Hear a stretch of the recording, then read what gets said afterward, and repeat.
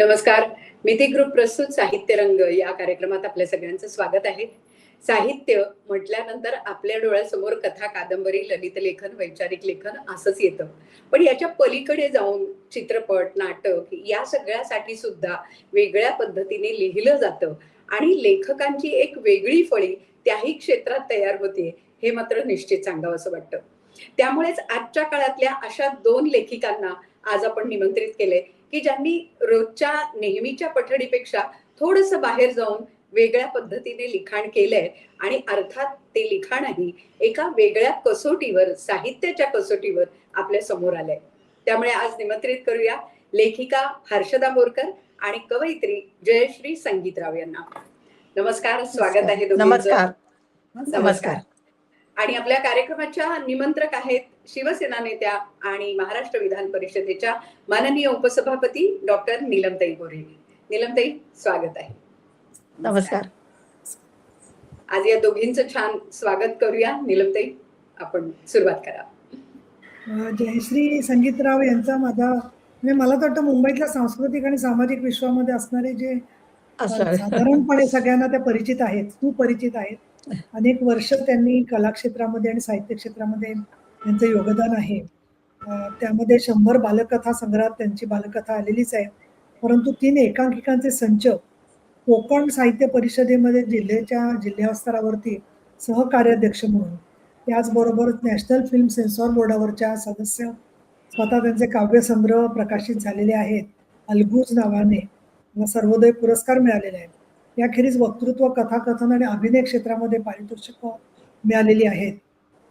सामाजिक कामाशी त्यांचा जवळचा संबंध आहे आणि त्यात जी मुलं एक सामाजिक दृष्ट्या गरज असणारी मुलं आहेत त्यांच्याबरोबर मनोरुग्णांसाठी असणाऱ्या संस्थांसाठी डॉक्युमेंटरीचं काम पण त्यांनी केलेलं आहे.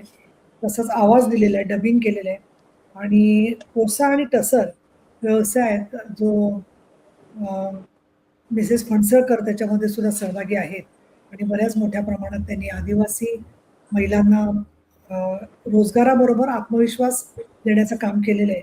अशा संस्थांच्या मध्ये नितीनजी गडकरी यांनी जी कार्यशाळा घेतली त्याच्यामध्ये सुद्धा त्याचं त्यांनी संचलन केलेलं आहे. त्यांचा कौटुंबिक जे आहे ते सगळा समन्वय जो आहे ते सगळ्या शासकीय संदर्भात आहेत त्याच्यामुळे. पण असं असलं तरी सुद्धा अगदी मराठी हिंदीचे कोचिंग क्लासेस घेण्यापासून एक शिक्षिका आणि त्याचबरोबर संवादक अशा भूमिकाही त्यांनी निभावलेल्या आहेत. पार्ट टाइम अध्यापन केलेलं आहे आणि त्यांच्या कविता वाचल्यानं तर त्या बाकीच्या या सगळ्या गोष्टींच्या बरोबर ते अत्यंत एक भावपूर्ण कविता लिहिणाऱ्या सर्जनशील कवयित्री आहे अशी आपल्याला खात्री पटेल. अशा प्रकारच्या अतिशय सुंदर कविता त्यांनी निवडलेल्या आहेत. ते ऐकण्यासाठी मी सुद्धा उत्सुक आहे. आणि नेहमीच आपल्या कार्यक्रमात असं होतं की कार्यक्रमाला मी येऊन थांबते, त्याला डोक्यामध्ये हजारो बाकीच्या गोष्टीचे अशा सगळे गुंते झालेले असतात. त्या कविता एकदा दृष्टिक्षेप टाकल्यावरतीच मला अगदी शांत आणि निरव सावलीमध्ये गेल्यासारखं वाटायला लागलं. त्याच्यामुळे व्यक्तिमत्वही त्याच प्रकारचे श्रीमती मुंबई याच्यामध्ये त्यांना प्रथम क्रमांक मिळालेला आहे आणि एक अतिशय चांगल्या प्रकारे लोकांशी जोडल्या गेलेल्या आणि माणसांच्या विषयी प्रेम असणाऱ्या त्या एक जिव्हाळ्याचं व्यक्तिमत्व आहे आणि त्या आल्या त्याबद्दल मला विशेष आनंद वाटतो. हर्षदा बोरकर तिच्यामधले अष्टपैलू आहे त्या आणि अष्टपैलू म्हणजे खरोखर तिथे मोजले मी सगळं काम. पण नृत्यांगना, अभिनेत्री, दिग्दर्शिका, नाट्य दिग्दर्शिका, नाट्यलेखिका, कथा लेखिका, निवेदिका आणि कवयित्री असं म्हटल्यावर मला श्वास थांबवायला मिळाला. म्हणजे एवढे मोठे तिचा परिचय आहे.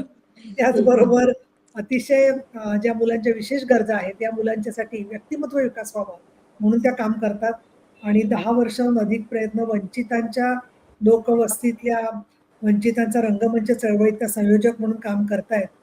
त्यामुळे उत्तम संवाद त्यांची साधनं आहे. कारण अशा ज्या नाट्य चळवळी असतात त्याच्यामध्ये असं ठराविक रंगमंच असतो तसं नाही. कुठे झाडाचा पार किंवा कुठे कट्टा या ठिकाणी लोक जमतात आणि ती येणारी माणसं जशी गर्दी वाढत जाते त्याबरोबरच त्या वंचितांना ज्यांना थिएटर्समध्ये जाऊन बघता येत नाही नाटकं अशांच्यासाठी नाटक त्यांच्या दारामध्ये जातं. याच्या त्या संयोजक आहेत. सामाजिक भान आणि कलेचा सहयोग आणणाऱ्या कीर्तनकार आहेत. तरुण मुलींना, तरुण महिलांना तसं पटकन कीर्तनकार हे मला असं वाटतं म्हणजे समाजात सगळ्यांना तसं असतं असं नाही आहे. आयवारी, आय टीची वारी करणारी पण बरीच तरुण मुलं मुली आहेत. पण वयाने तरुण असूनही कीर्तनकार म्हणून सुद्धा त्यांनी भूमिका निभावलेली आहे आणि परीक्षक म्हणून सुद्धा त्या काम करत असतात. त्यामुळे हर्षदा संजय बोरकर यांची सुद्धा जे ललित लेख आहेत ते वाचायचे आहेत आणि आता असं म्हणणं म्हणजे बरं दिसत नाही, पण त्या ठाण्याचे असल्यामुळे मला त्यांच्याबद्दल विशेष प्रेम आहे. ते ठाणे मी पुण्याचं फक्त प्रेम असल्यामुळे जास्त ठाण्याचं सुद्धा त्यांचं काम आणि हे सगळं जे आहे ते वेगवेगळ्या ठिकाणी त्या जोडल्या गेलेल्या आहेत. त्या दृष्टिकोनातून त्यांचंही मी वेगळं स्वागत करते आणि तुमचंही सगळं ललित लेखन समजून घ्यायला आणि त्याच्यात पण एक कवितेचा तुम्ही समावेश केलेला आहे. त्याच्या सगळ्याशी जोडलं जायला मला नक्कीच आवडेल. तर आपण कार्यक्रमाला उत्तरास सुरुवात करूया. अगदी. खरं तर म्हटलं तसं तुम्ही म्हणालात तसं अष्टपैलू अशा दोन्ही व्यक्तिमत्व आपल्याकडे आलेली आहेत आणि त्या अष्टावधानी सुद्धा आहेत. कारण तितक्या क्षेत्रामध्ये त्या सगळ्या काम करतायत. त्यामुळे खरंच त्यांच्याकडनं ऐकायला आपल्याला आवडणार आहे. सुरुवात हर्षदा तुझ्यापासून करूया. आणि गुंफिएला शेला हे तुमचं एक खूप वेगळं असं पुस्तक तुम्ही आणलेलं आहे. म्हणजे तुम्ही चौघींनी मिळून ते खरं तर लिहिलंय. म्हणून मी म्हटलं की तो शेला वेगळ्या पद्धतीने गुंफलेला आहे आणि चौघींच्या भावनांचा शेला गुंफलेला आहे. तो आमच्यापर्यंत येतोय. तर मला असं वाटतं त्यातली तुझी जी कथा आहे ती वाच आणि थोडंसं आम्हाला त्याबद्दलही सांगशील. सुरुवात करूया. नक्कीच. मला या साहित्य रंगात आमंत्रित केल्याबद्दल खूप छान वाटतंय. 2 वेगळ्या प्रकारचं काही लिखाण तुमच्यासमोर मांडणार आहे सगळ्यांसमोर. पहिली जी संकल्पना वेगळी आहे म्हणून मी ती कथा निवडली आहे. हे चित्र आपण पहा. आमचं हे सगळं पुस्तकच एका चित्रावर आम्ही चौघींनी विचार करून त्याच्यावर वेगवेगळ्या आपापल्या वा. संकल्पनेनुसार कथा लिहिल्या. हम्म, म्हणजे हम्म, चित्र हम्म. पाहतो पाहणारे डोळे 4, मन 4, त्या व्यक्तिमत्वामागचे अनुभव 4. त्यामुळे एखादी वस्तू दिसल्यावर माझ्या मनात काय उमटतं, शेजारच्यांच्या मनात काय उमटतं आपल्याला पत्ता लागत नाही. तसेच आमच्या चौघींच्याही कथा आहेत. त्यातली मी कथा वाचून दाखवते. तुम्ही चित्र पाहिलं, एक अतिशय शुभ्र धवल तलम वा. मृदू असं एक पीस आहे. हे पीस पाहून मला जे सुचलं ते मी लिहिलंय. हे गुंफिएला शेला आमचं पुस्तक, त्याच्यातलं हे चित्र, त्याच्यावरची कथा कैवल्याचे चांदणे. अधिक श्रावण मास, शुद्ध पक्ष अष्टमी आणि बृहस्पतिवार या शुभयोगावर भागवत कथा प्रवचनानंतर कैवल्य ऋषींनी लावलेलं ध्यान ही समाधी अवस्था होती हे समोर बसलेल्या साधक गणातील ऋषिकेशांनी ताडलं होतं. गुरुप्रमाण कैवल्य ऋषींवर नितांत श्रद्धा आणि प्रेम असल्याने त्यांच्या अधिकाधिक सान्निध्यात राहता यावं म्हणून तो त्यांची सर्व तोपरी सेवा करीत असे. मितभाषी आणि मार्मिक गुरूंच्या केवळ कृतीतून शिष्य ऋषिकेश त्यांच्या संकेतांना आणि संदेशांना टिपून घेत असे. हिमकुंद पर्वतावरचा प्रसन्न वातावरणातील मूलभूत गरजांपुरत्या सोयींनी युक्त असा मुकुंदाश्रम. गुरूंच्या अंतिम प्रयाणानंतरचे पोरकेपणातले सुतकाचे 3 दिवस पाळत होता म्हणून भागवत पठणालाही विश्राम होता. ऋषिकेशाला मात्र पदोपदी गुरूंच्या अस्तित्वाच्या खुणा शोकसागरात लोटत होत्या. 3 दिवस अखंड मौनात आणि विषण्णावस्थेत व्यतीत करताना पाहून ऋषींचा पट्टशिष्य उद्धव 4थ्या दिवशी ऋषिकेशाला म्हणाला, भागवत पठण पुन्हा सुरू करावं आणि ते तू वाचावंस, कारण तसा संकेत मला काल रात्री स्वप्नात मिळाला आहे.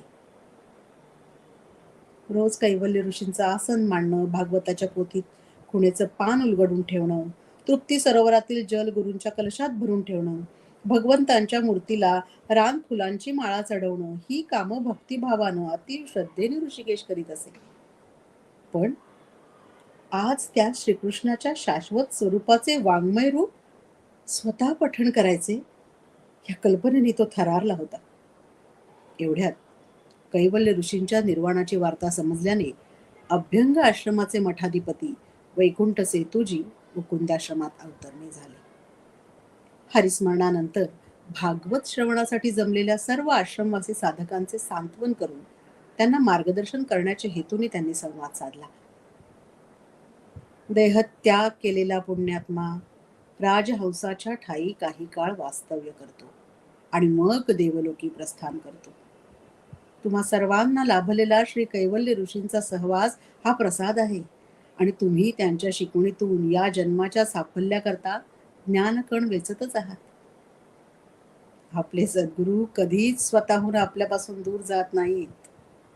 आपणच त्यांचे मार्गदर्शन आणि आशीर्वाद संकेतातून ग्रहण करण्याची क्षमता राखली पाहिजे. श्रीमद भागवताच्या पठणाचा आणि कथासार आचरणात उतरवण्याचा त्यांचा मानस संकल्प तुम्ही असाच पुढे चालू ठेवावा. साधक हो, शोक करणे उचित नाही, कारण सकल सिद्धी प्राप्त श्री कैवल्य ऋषी जे हंसपदी होते ते आता परमहंसपदी विराजमान आहेत. धडधडत्या हृदयानं ग्रंथासमक्ष बसलेल्या ऋषिकेशाने मिटल्या डोळ्यांनी भगवंतांचे आणि गुरूंचे स्मरण करून त्यांची अनुमती वंदन करून मागून घेतली. खुणेचे पान उलगडताना 10व्या स्कंदातील पृष्ठात त्याला धवलवर्णी अत्यंत रुजू असं हंसाचं कोमलांगी पीस दृष्टीस पडलं. तेजल पण शांत प्रकाशाची अनुभूती त्याला ध्यानावस्थेत घेऊन गेली आणि परावाणीतून संदेश परावर्तित होऊ लागला. भागवत कथा पठणातून जाणवलेले सार व्हावे शब्दांकित. त्याच रात्री त्याने बुधलीतील तेल दिवटीत घालून ज्योत मोठी करून भुर्जपत्र समोर ठेवून ग्रंथात मिळालेल्या राजहंसाच्या पिसाच्या टोकाने भागवत सार लिहिण्यास प्रारंभ केला. हरी ओम. आणि इकडे कैलास सरोवरात चांदण्यांच्या शीतल प्रकाशात नावून निघालेला तो राजहंस प्रशांत मनाने विहार करू लागला. धन्यवाद. वा वा. या कथेची थोडीशी अट म्हणा किंवा आव्हान म्हणा असं होतं की हे आम्हाला फक्त 20 ओळींमध्ये लिहायची होती ही कथा. त्यामुळे लघुकथा आहे, त्यामुळे प्रत्येक पानावर एक कथा, एका चित्रावर 20 ओळींची, 20 वाक्यांची. किती छान. वा, खूपच मोठं आव्हान होतं आणि ते आव्हान तू लिहिलंय पेललंयस. म्हणजे वाचत होतीस तू पण आमच्या अंगावर शहारे येत होते. इतकं सुंदर अप्रतिम शब्द वर्णन सगळ्याच दृष्टीने. म्हणजे ती एक चित्रकथा म्हणतात ना, म्हणजे चित्र पाहून पण कथा आणि कथेतनं सुद्धा एक चित्र उभं राहणं या दोन्ही गोष्टी हर्षदा तुझ्या कथेतनं अतिशय अप्रतिम आल्यात.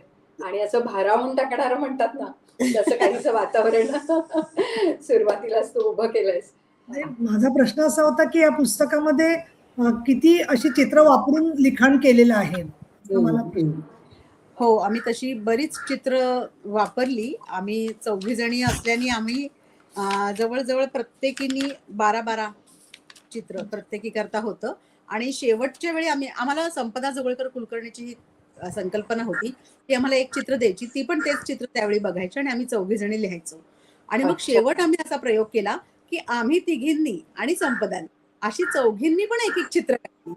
म्हणजे शोधली म्हणजे शोधून काढली आणि मग अशी कथा लिहिली की ज्या 4ही चित्र त्यांचा संयोग होईल आणि तरी एक कथा तयार होईल. म्हणजे परत एक प्रयोग आम्ही त्याच्यामध्ये सुद्धा केला असून ती 4 चित्र दाखवते.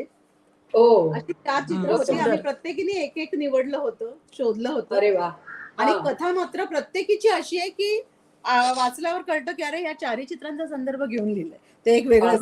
संपदा थांबत नाही आव्हान देण्यात ना, ती तुमच्या प्रतिभेला निघत राहते. आणि तू म्हणलीस ना, आम्ही पण अगदी जोशात येऊन मग तेव्हा जे सुचेल त्या छान. आणि यावेळी अनुभवांचा आपल्या जाणीवांचा खूप उपयोग होतो. नाहीतर त्या आपल्याला येत नाही की ते आपण कधी वापरलेलं नसतं, पण त्याला ट्रिगर झाल्याने छान लिहिता आलं आम्हाला. खूप सुंदर. खूपच छान. आणि हा एक वेगळा अनुभव आणि वेगळं आव्हान होतं लेखनासाठी केलेलं आणि खूप सुंदर तो अनुभव आहे. मला वाटतं अशाच प्रकारे एक भावनांची जोडणी ही जयश्रीताई तुमच्या कवितांमधनं सुद्धा जाणवते. त्याच्यामुळे आता तुमच्या काही कविता आम्हाला ऐकायला आवडतील.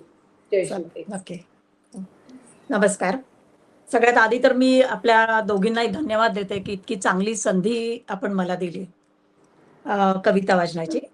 मी पहिली कविता जी माझी घेतेय त्याचं शीर्षक आहे स्पर्श. नुकतंच आपण मातृदिन साजरा केलेला आहे आणि खरं म्हणजे मातृत्व ही भावना किंवा ही संकल्पना अगदी स्त्रीला जन्मापासूनच मिळालेली असते. पण ती जेव्हा माता बनते किंवा जेव्हा तिला कळतं की आता मी आई होणार आहे, तेव्हा तिला काय वाटलं? ही संकल्पना माझ्या या कवितेची आहे. नाव आहे स्पर्श. तो स्पर्श आज मजला सांगून काय गेला. तो स्पर्श आज मजला सांगून काय गेला. स्वर्गातल्या सुखाचा हृदयास भास झाला. तो स्पर्श आज मजला सांगून काय गेला. हे अबोल नाते, म्हणजे त्या उदरामध्ये जेव्हा बाळ येतं तेव्हा ते अबोल नातं असतं. हे अबोल नाते तो नाद स्पंदनाचा. हे अबोल नाते तो नाद स्पंदनाचा. जाई भरून मनही होता स्पर्श त्या सुखाचा.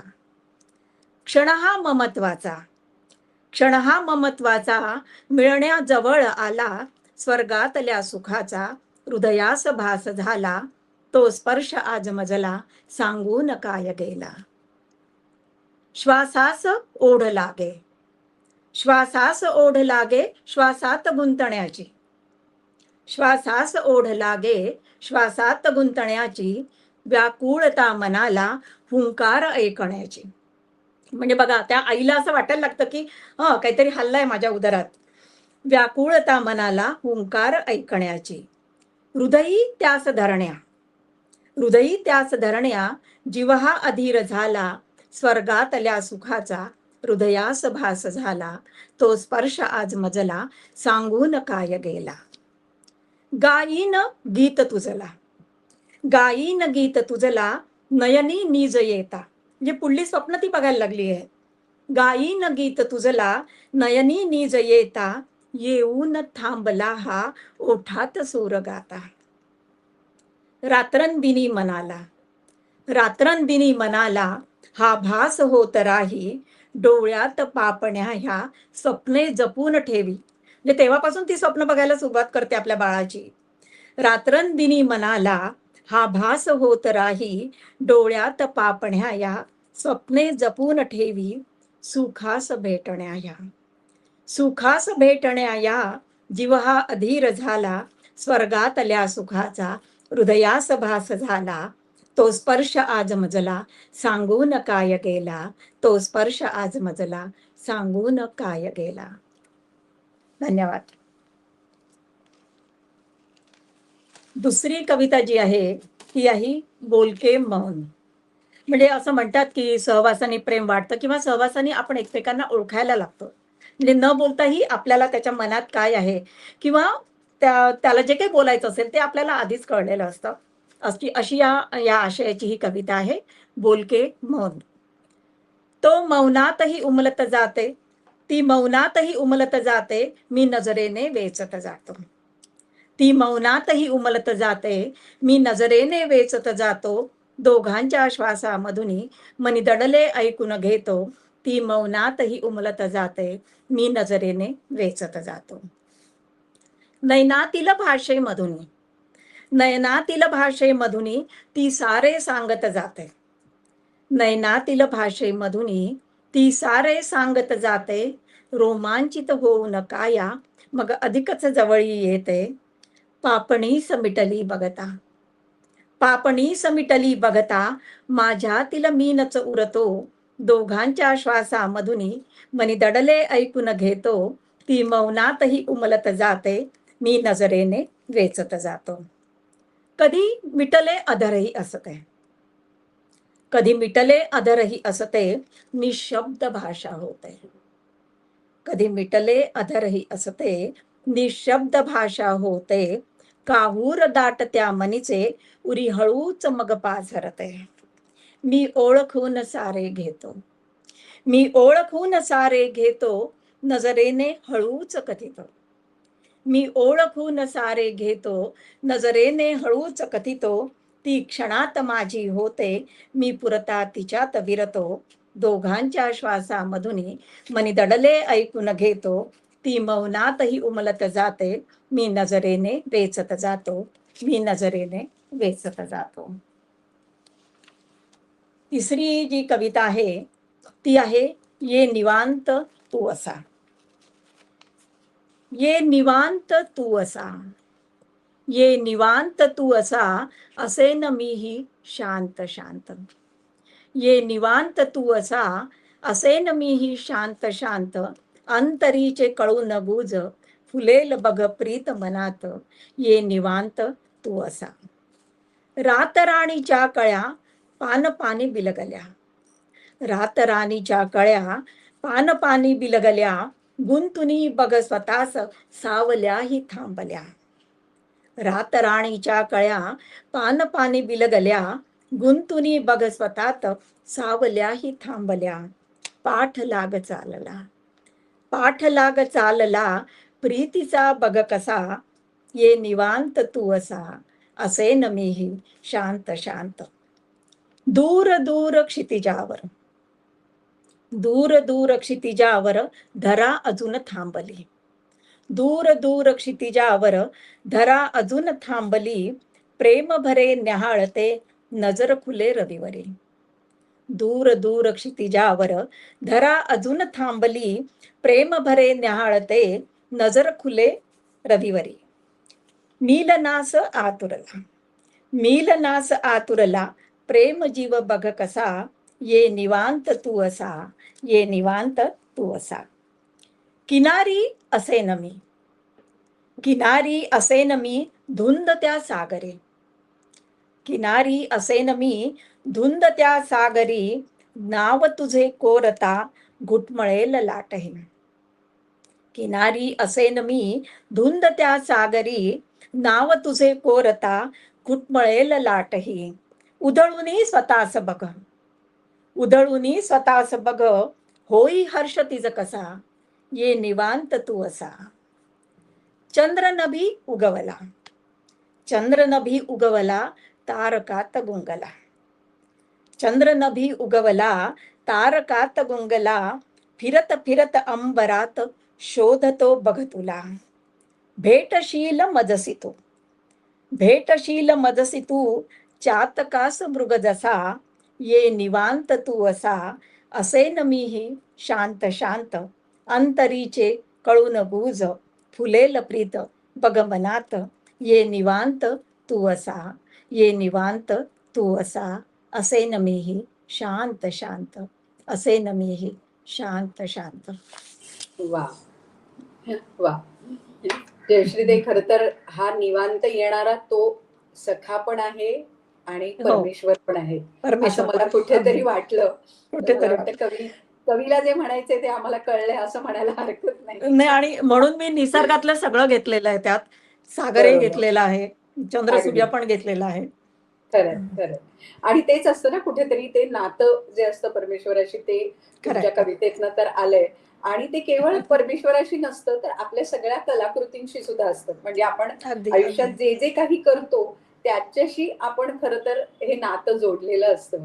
आणि मला वाटतं हर्षदा, तुझ्या वळणवाटा या लेखामध्ये जे सगळं आलंय ना, ते कुठेतरी मला त्याचं रिफ्लेक्शन जयश्री त्यांच्या या शेवटच्या कवितेमध्ये खूप जाणवलं.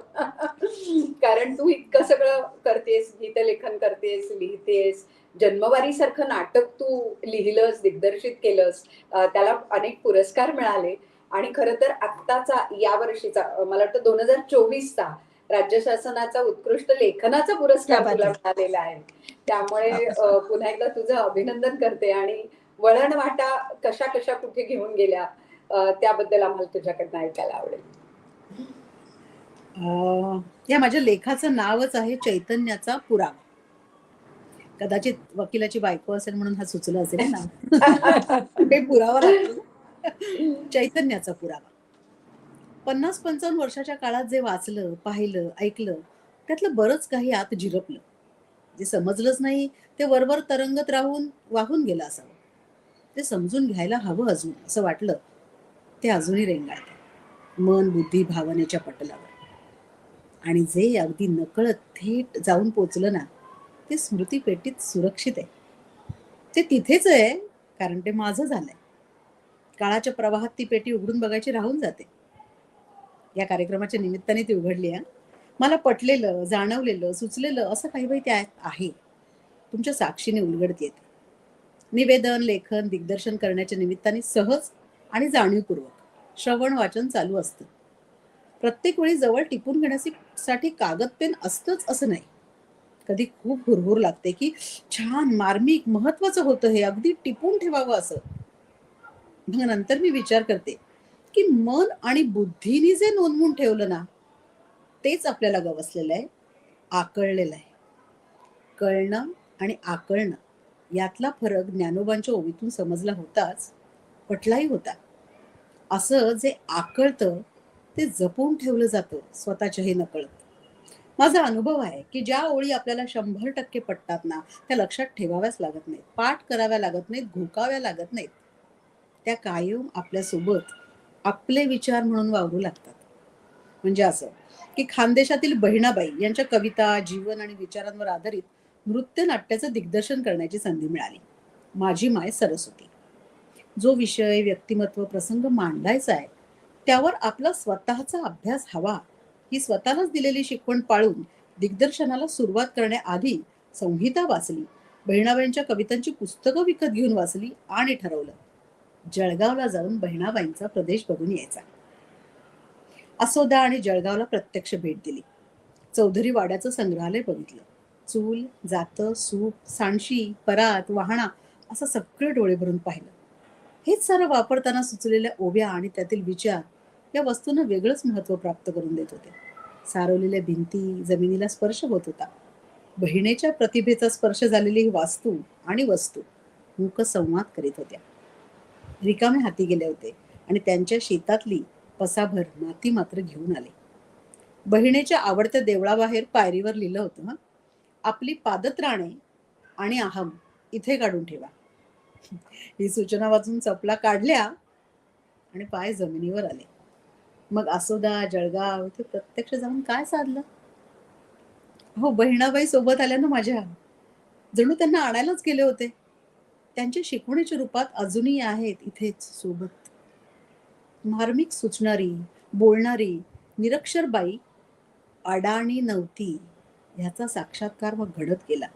शाळेत नाही, पण निसर्गाच्या सान्निध्यात, शेतातल्या कामात, देवळातल्या कथा कीर्तनात त्यांना जगण्याचे धडे मिळत गेले नव्हे, त्या मिळवत गेल्या. नाही वाऱ्यानं हाललं त्याले पानं म्हणू नाही, नाही ऐके हरिनाम त्याले कान म्हणू नाही, असं म्हणणाऱ्या नव्हे, असं मानणाऱ्या बहिणाबाईंनी म्हातारपणात देवळात जाणं कमी केलं.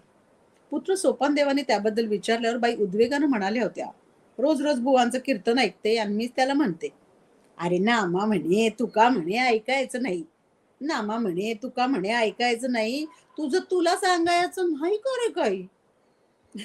पुढे मी कीर्तनाचा अभ्यासक्रम पुरा केला, संत साहित्य वाचलं, भावलं, गीता, ज्ञानेश्वरी, दासबोध सगळं वाचन चालू होतं.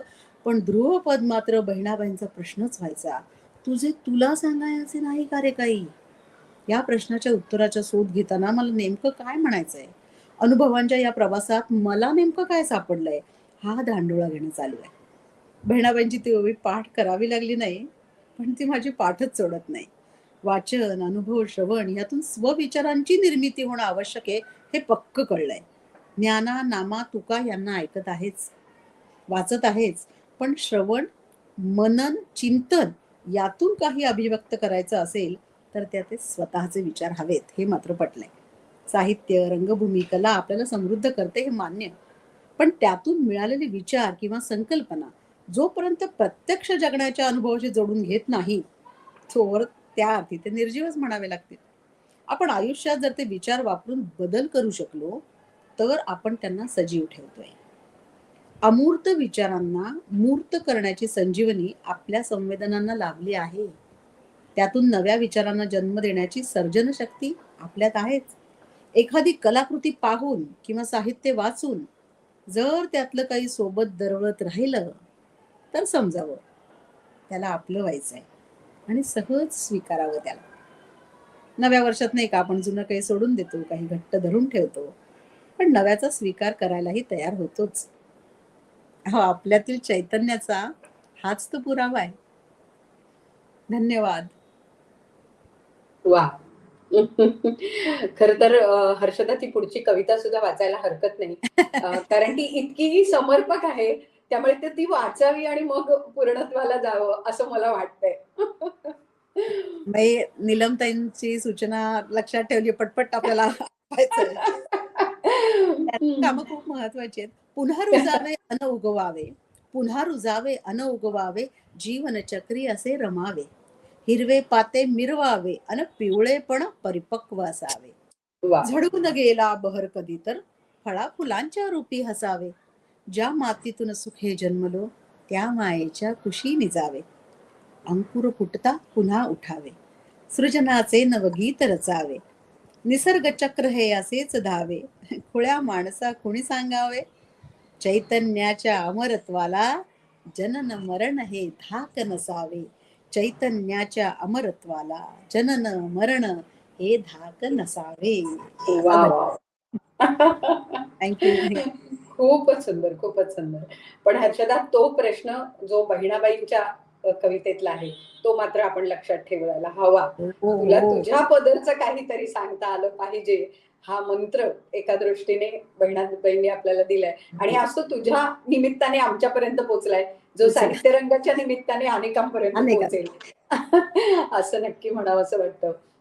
जयश्रीताई, तुमच्याही कवितांमधनं खरंच असे छोटे छोटे संदेश जे तुम्ही दिलेले आहेत ना, त्या संदेशांमधनं ती कविता आपल्यापर्यंत थेट पोहोचते आणि आपल्याच मनातले वेगवेगळे विषय तुमच्या कवितेच्या माध्यमातून येत राहतात.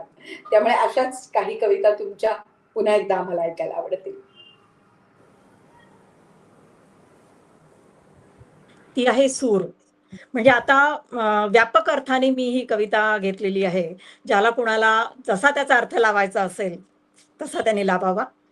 तुझ्या सुरातील मधुर गाणे, तुझ्या सुरातील मधुर गाणे मनात माझ्या रेंगाळावे. तुझ्या सुरातील मधुर गाणे मनात माझ्या रेंगाळावे. शब्दाचे मज वेड लागुनी सवे तुझ्या मग गात सुटावे. तुझ्या सुरातील मधुर गाणे त्याच सुरांनी भरून येईल, त्याच सुरांनी भरून येईल चिंब होऊनी सृष्टी सारी. त्याच सुरांनी भरून येईल चिंब होऊनी सृष्टी सारी. सप्तरंगी खुलून जाईल इंद्रधनु त्या नभावरी. वाटे मजला अशाच रंगी, वाटे मजला अशाच रंगी सवे तुझ्या खुलून जावे. वाटे मजला अशाच रंगी सवे तुझ्या खुलून जावे. सुरांचे मज वेड लागुनी सवे तुझ्या मग गात सुटावे. भावनांचे लेऊन लेणे, भावनांचे लेऊन लेणे शब्दामधुनी सूर निघावे.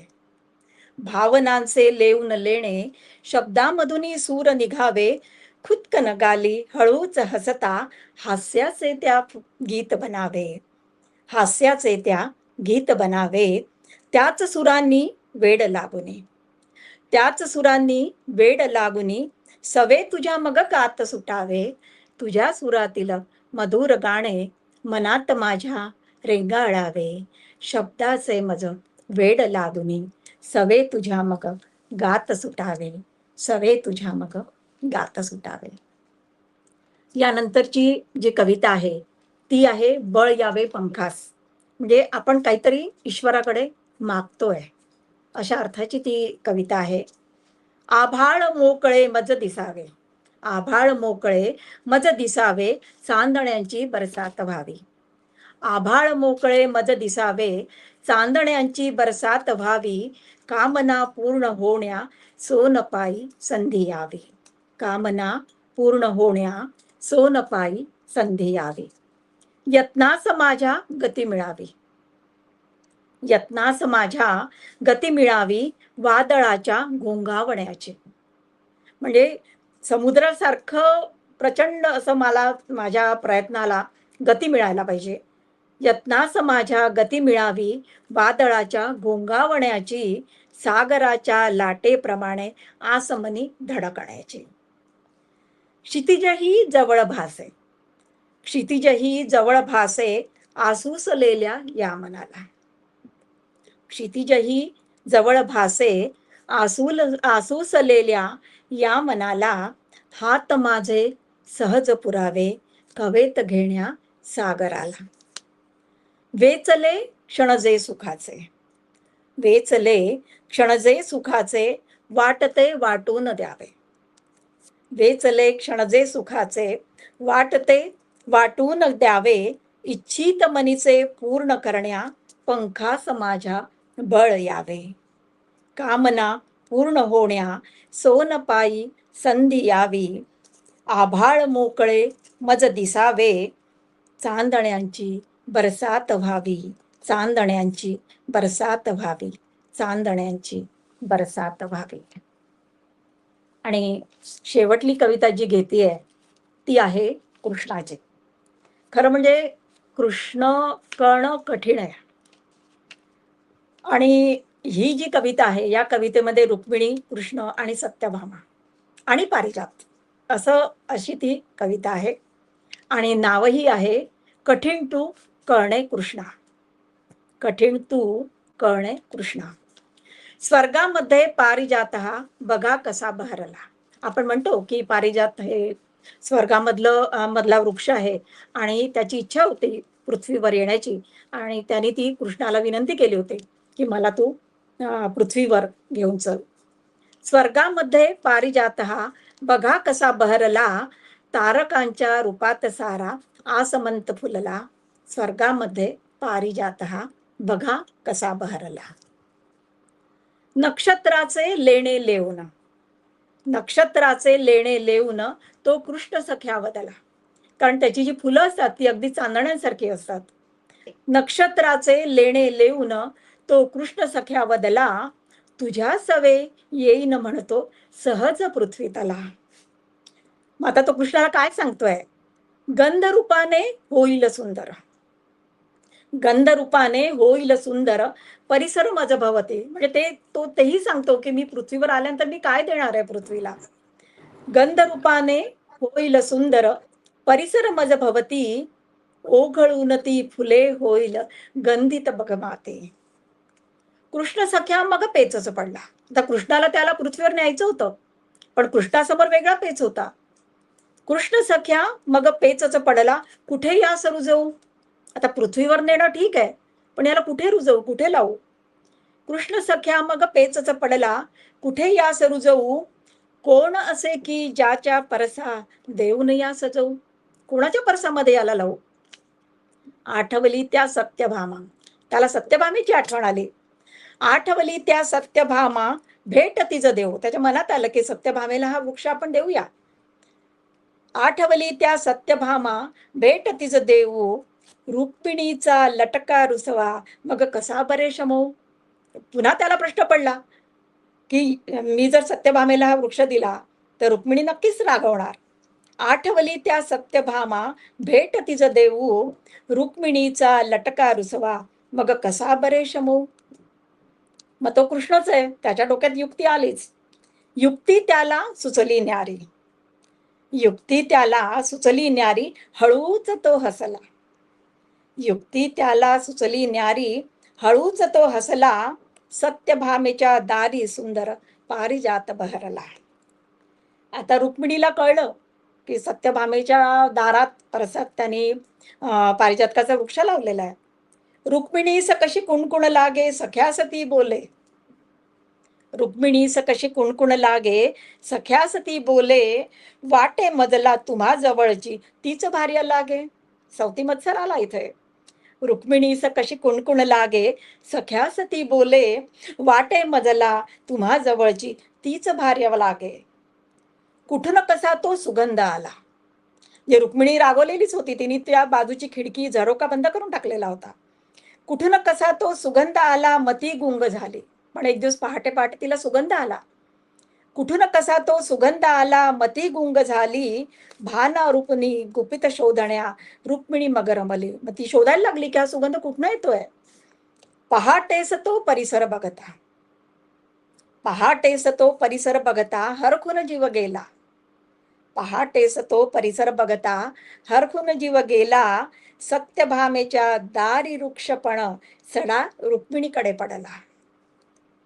कशी अवगत कला सख्या तुझं. म्हणजे मनोमन ती भारावून गेली आणि ती कृष्णाला म्हणते कशी अवगत कला सख्या तुझं रुक्मिणी मनी वदली. कशी अवगत कला सख्या तुझं रुक्मिणी मनी वदली. वृक्ष दिधला सत्यभामेपण फुले मज धाडिली. सख्या रे फुले मज धाडिली. सख्या रे फुले मज झाडिले. धन्यवाद. वा वा वा. म्हणजे अगदी पूर्वानुपूर्व आपण ही कथा ऐकत आलोय आणि आलो आहे. तो पारिजातकाचा वृक्ष, त्याची पडणारी हम्म. फुलं, पण ती फुलं. कवितेत तुम्ही मांडल्यामुळे खरंच ती कथा, ते चित्र डोळ्यासमोर उभं राहिलं आणि पूर्वानुपूर्व ऐकलेली, पण आता त्याला एक वेगळं कवितेचं स्वरूप वेगळं. तुमच्या कवितेतनं जाणवलं. आणि कृष्ण हर्षदाच्याही जवळचा आहे. हर्षदाने कृष्णावर खूप लिहिलंय, त्यामुळे आज दोघींचा हो. सखा हा आमच्या लेखनाचा सखा झाला असं लेखनाचा. म्हणायला हरकत नाही. नीलमताई, काय सांगाल?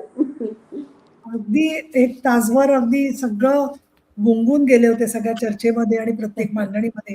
आणि मुळामध्ये हर्षदाचं कैवल्याचं चांदण आहे, याची जी आध्यात्मिक उंची आहे ना तिने मांडलेली, ती जबरदस्त आहे. म्हणजे थोड्या शब्दांच्या मध्ये सगळं ते गंभीर वातावरण आणि मुळात गुरु नसणं म्हटल्यावरती आपण किती व्यथित होऊ शकतो त्याची जाणीव आपण ज्या वेळेला त्यांच्या पुण्यतिथीला किंवा ज्यावेळेला ते आपण त्यांच्यापासून वंचित असतो त्यावेळेला आपल्याला खास करून असते. आणि अशा वेळेला त्यांचा ग्रंथ वाचण्याची जबाबदारी त्याच्यावरती आलेली आहे.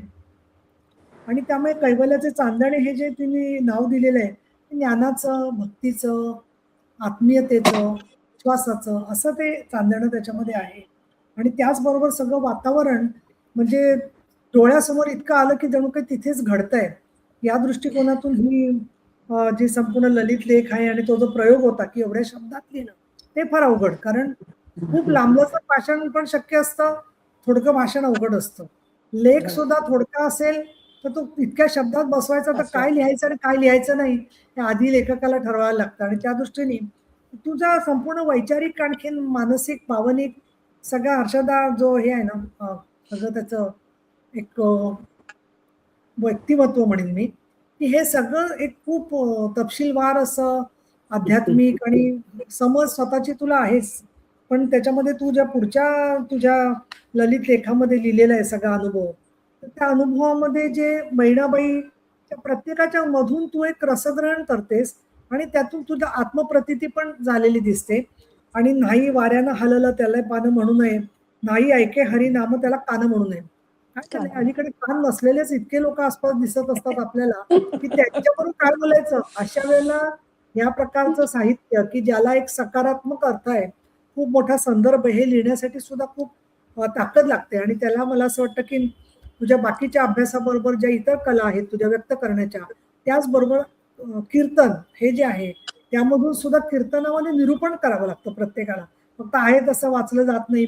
परत समोरचे श्रोते त्यांच्या अपेक्षा वेगळ्या असतात, त्यांना पण कळलं पाहिजे. आपण खूप विद्वत्तेने बोलतोय पण त्यांना ते कळलं जर का नाही तर म्हणजे एखाद्या मैफिलीतल्या गायकाला जी कला आत्मसात करावी लागते ती सगळी कीर्तनामध्ये असते. तसं या संपूर्ण तुझ्या लेखामध्ये बहिणाबाईंना तू सापडलीस असं म्हणेन मी. अशा प्रकारची लिहिलेली आहे त्यांनी. आणि कवी लेखक यांना सुद्धा आपलं साहित्य कोण कसं वाचतंय हे समजून घेण्यात रस असतो ना, कारण त्यामधून त्यांचं मनाचं नातं जोडलं जात असतं. आणि त्याच्यामुळे शेवटी तू स्वतः परत कविता व्यक्त झालेली आहेस तुझी जी आहे ती. आणि त्याच्यामध्ये तू म्हणतेस की अंकुर फुटता पुन्हा उठावे, सृजनाचे नव गीत रचावे आणि चैतन्याच्या अमरत्वाला जनन मरण हे धाक नसावे, जनन मरण हे धाक नसावे. जोपर्यंत माणसाला ऊर्जा आहे, जोपर्यंत माणसाला स्फूर्ती आहे, जोपर्यंत सृजनाची शक्ती आहे, त्या मुद्द्यांपर्यंत त्या व्यक्तीने साहित्यिकांनी लिहावं. जेव्हा वाटतं आपण थांबायला पाहिजे तर तो त्याचा आत्मिक निर्णय असतो. आणि या दृष्टीने रुजणं आणि उगवणं या एकमेकाशी अगदी जोडल्या गेलेल्या संपूर्ण प्रक्रिया आहेत किंवा काम आहेत. पण त्या सगळ्या एका अर्थाने रुष्ट म्हणता येईल किंवा एक वृक्ष अशा म्हणता येईल. अशा प्रक्रियांना सुद्धा तू फार सुंदर शब्दामध्ये जोडून घेतलेलं आहेस. आणि तिथे बहिणाबाई चौधरींचं संग्रहालयाचं सुद्धा व्यक्तिमत्व तू व्यक्त केलेलं आहेस त्यामध्ये. आणि मनामध्ये आकलन होण्यासाठी सुद्धा भक्ती, श्रद्धा आणि सकारात्मक असायला. जिथे जातो तिथे लोक भाष्य करण्यामध्ये खूप पुढे असतात. कुठले म्युझियम बघा, काय बघा, हे काय लिहिलंय, हे काय दाखवलंय, हे काय केलंय, म्हणजे त्यांना व्यक्त होण्याचीच घाई असते खूप. तर इथे तू ते सगळं अनुभव तुझ्यामध्ये संपूर्ण मुरून त्यानंतर व्यक्त केलेले आहेस. आणि त्याच्यामुळे तुझे ललित लेख हे कवितांसारखेच आहेत असं मला वाटतं. हे खूप सुंदर अभिव्यक्ती आहे आणि तरुण लेखिकांना आम्हाला बोलवण्याचा हेतूच हा होता की 2000 सालानंतर किंवा त्या सुमारापासून जे लोक जागतिकीकरण आलं, संपूर्ण डिजिटलायझेशन आलं, सोशल मीडिया आला, अशा वेळेला नवीन शब्द, नवीन अनुभव नवीन पद्धतीने लिहित आहेत किंवा जुने अनुभव अगदी रोमॅन्टिक पद्धतीने लिहित असताना सुद्धा तो एक सूर जो आहे आधीच्या साहित्याचा, ते सूत्र पुढे नेत आहेत, अशांना बोलवायचं असं आम्ही ठरवून हा साहित्य रंग कार्यक्रम सुरुवात केला आणि त्याचं सार्थक तुझ्या आजच्या निरूपणामधून आणि व्यक्तीकरणामधून झालेलं आहे. मी तुझं खूप खूप आणि अभिनंदन. नीलमताई, ते मोरपीस म्हणजे ते जे पीस होतं, त्या पिसाचा संदर्भ तिने त्या कथेमध्ये कसा अलगद कथेमध्ये आणला. म्हणजे घेतला. ते पीस जसं अलगद दिसतं तसं तो संदर्भ पण नाही का अलगद आला. नाही, आणि कसं पीस दिसलं की साधारणपणे लोकांना तो पक्षी दिसतो, तिला त्याच्या पुढचं त्या पिसाचा संदर्भ सगळा तिला कळला, त्याच्यासाठी तिला इतकं संपूर्ण समज आहे त्या विषयाची. नाही तर कोणी पीस म्हटल्यावरती काय, कुठला पीस, कसला पीस, इंग्लिश पीस का मराठी पीस, असं लोकांची बऱ्याच वेळेला इतकं वरकरणी सगळं म्हणणं असतं. त्या दृष्टीने खूप एक मोठं योगदान आहे तुझं असं मला वाटतं. तुमचं जयश्रीताई, तुमची ओळख थेट खूप नसली ना तरी संगीतराव आणि मी एका ग्रुपवर होतो. ते काही गझल बरोबर आहे. हिंदी मराठी, त्यामुळे मला कायम तुम्ही भेटण्याबद्दल फार उत्सुकता होती.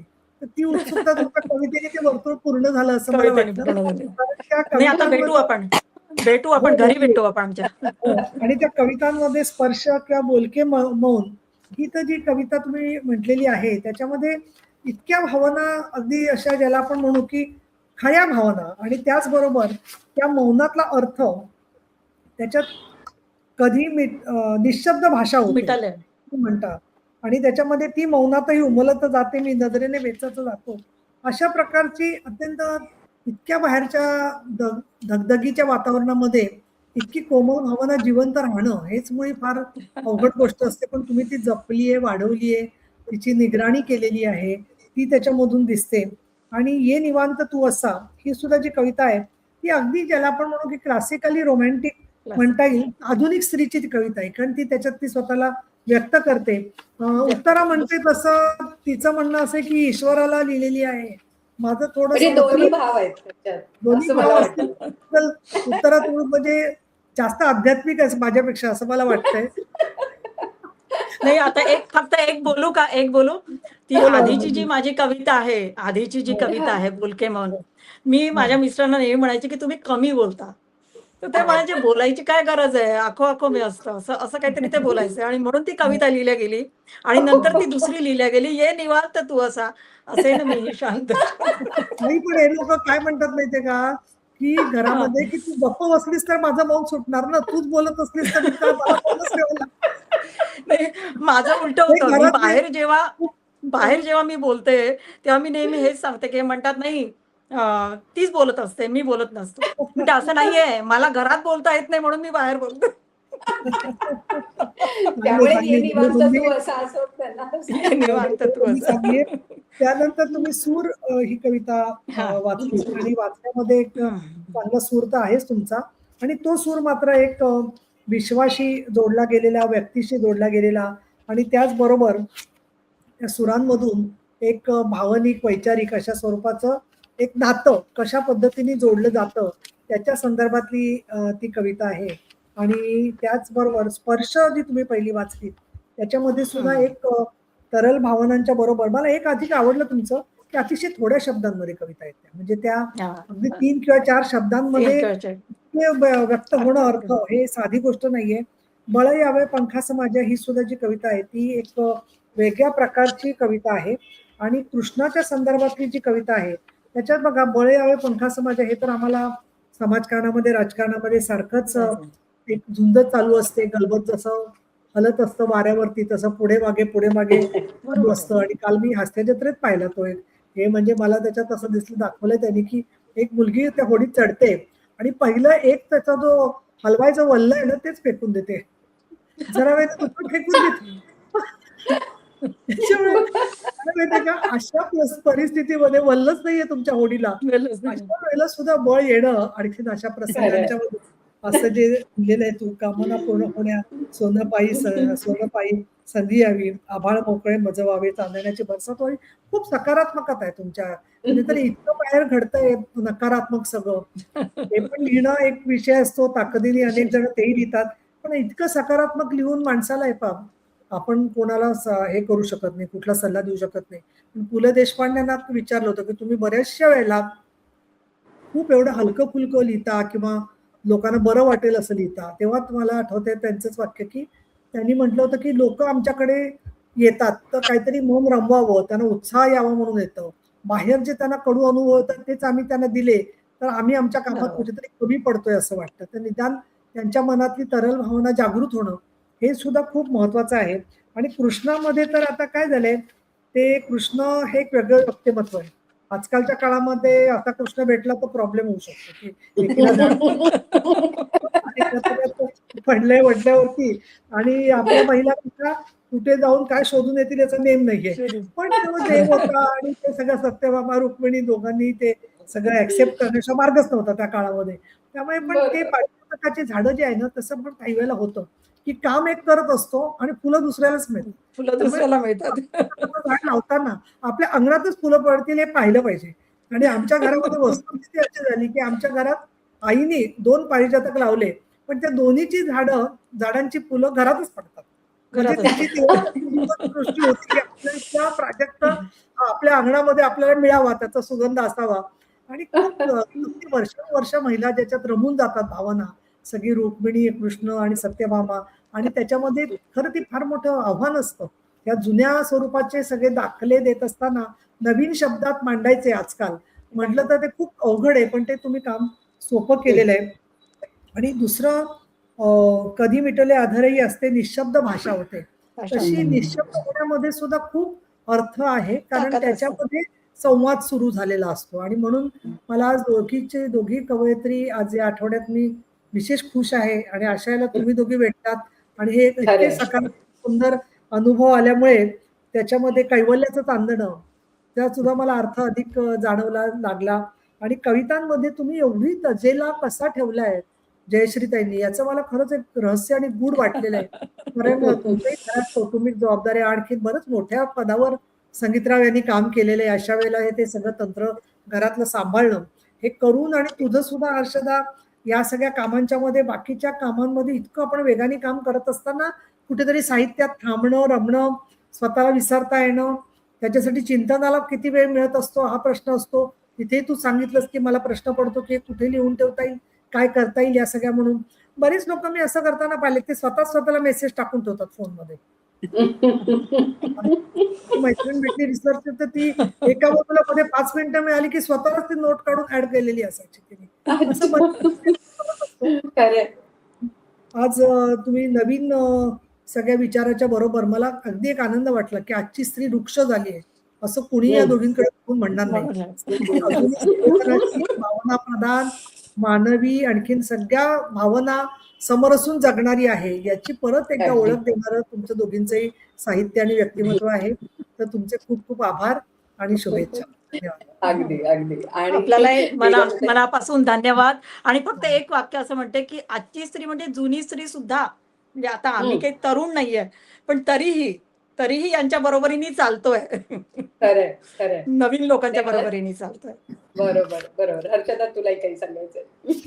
हो, मला पण हा मेळ छान वाटला आणि मला गंमत वाटली, की आता भिंतीच्या पलीकडे नीलमताई गेल्यावर त्यांना जे करायचंय ना, त्याच्या खरं तर हे खूप उलट आहे. पण आपण हो. एक चॅनल बंद करतो आणि दुसरं चॅनल सुरू करतो, रिमोट असतो. नीलमताईंच्या आतमध्ये कुठला रिमोट आहे, असा चैतन्याचा रिमोट आहे बहुतेक, की ते आता हे सगळं बंद करणार आणि एकदम प्रशासकीय किंवा नवीन फाईल राजकीय उघडणार. अशा काहीतरी उघडून तिथे खरंय. काहीतरी म्हणजे इथे आस्वाद घेतायत आणि तिथे कदाचित कोणाची तरी असेल वेगळी, की हे का झालं, हे का झालं नाही. पण खरं. म्हणजे नीलमताई तुमच्यातली एक स्त्री बघून तुम्ही आमच्याबद्दल बोलताय, पण आत्ता आम्ही तुम्हाला जे 1 तासभर बघतोय, पण ह्याच्या आजूबाजूला तुम्ही जे करताय आणि हा जो एक कोनाडा काढतो ना आपण, हा तुम्ही किती सुंदर काढलेला आहे. हा सर्जनात्मक कोनाडा प्रत्येकीने शोधला पाहिजे. तुम्ही मला म्हणताय कसा वेळ काढतेस म्हणा ना करता, तुम्ही ह्या सगळ्यातून साहित्य रंगात खरंच आहे. इतका 1 तासाची बुडी मारता तुम्ही. या साहित्य आणि हे रंगात. वर्षभर चाललंय हा. हर्षदा, हे 1 वर्ष चालू आहे आमचं. नीलमताई, त्यामुळे मलाही त्यापेक्षा आज मलाही मला तेच बोलायचं वेगळं आहे. दिसलं. मलाही तेच बोलायचं होतं, की असं म्हणतात, की राजकारणात माणूस गेला की वृक्ष होतो.